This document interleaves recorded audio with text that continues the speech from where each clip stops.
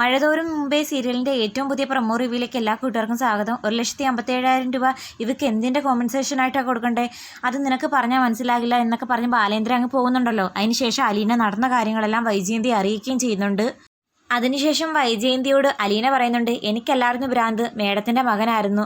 അത് കേട്ട് സംശയത്തി അവളെ തന്നെ നോക്കി നിൽക്കുന്നുണ്ട് വൈജയന്തി. അതേസമയം അലീന നടന്ന കാര്യങ്ങളെല്ലാം മുത്തശ്ശിയോട് പറയുന്നു. അതായത് രോഹിത്തും ഹരിയും കൂടെ നാരങ്ങ വെള്ളത്തിൽ മയക്കുമരുന്ന് കലർത്തി തന്നെയും കൊണ്ട് അത് കുടിപ്പിച്ചതിന് ശേഷം തന്നെ നശിപ്പിക്കാൻ ശ്രമിച്ചു.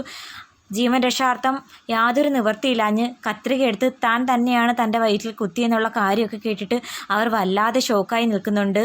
വൈജയന്തിക്കാണെങ്കിൽ അലീന പറഞ്ഞ കാര്യങ്ങൾ ഡൗട്ട് അടിച്ച് രോഹിത്തിൻ്റെ മുറിയിലേക്ക് കയറി ചെല്ലുന്നു. എന്നിട്ട് അവനോട് ചോദിക്കുന്നുണ്ട്, ഇവിടെ ആരും ഇല്ലാതിരുന്ന സമയത്ത് നീയും ഹരിയും കൂടെ നാരങ്ങ വെള്ളത്തിൽ മയക്കുമരുന്ന് കലർത്തി അലീനയും കൊണ്ട് കുടിപ്പിച്ച് അവളെ നശിപ്പിക്കാൻ ശ്രമിച്ചിരുന്നോ? ഒന്നും മിണ്ടാതെ രോഹിത്ത് നിൽക്കുന്ന കണ്ടപ്പോഴേ വൈജയന്തിക്ക് കാര്യം മനസ്സിലായി. ഇല്ലെന്ന് പറയടാന്ന് പറഞ്ഞുകൊണ്ട് തലങ്ങും വിലങ്ങും അടിക്കുന്നുണ്ട് രോഹിത്തിനെ.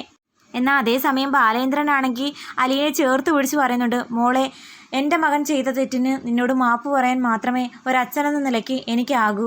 നീ എൻ്റെ മകനോട് ക്ഷമിക്കണം എന്നൊക്കെ ചേർത്ത് പിടിച്ച് പറയുമ്പം അലീന പൊട്ടിക്കരയുന്നുണ്ട്. പിന്നീട് കാണിക്കുന്നത് രേവതിക്കുട്ടി അലീനയോട് സംസാരിക്കുന്ന ആ സംഭാഷണങ്ങളെല്ലാം ബാലേന്ദ്രൻ മുത്തശ്ശിയുടെ ഫോൺ എടുത്തുകൊണ്ട് വന്ന് റൂമിലിരുന്ന് കേൾക്കുന്നതായിട്ട് കാണിക്കുന്നു. അതെല്ലാം കേട്ട് ആകെ തകരുന്നു. മാത്രമല്ല കലി അടക്കാനാകാതെ സാധനങ്ങളൊക്കെ വലിച്ചെറിയുന്നതായിട്ടൊക്കെ കാണിക്കുന്നു.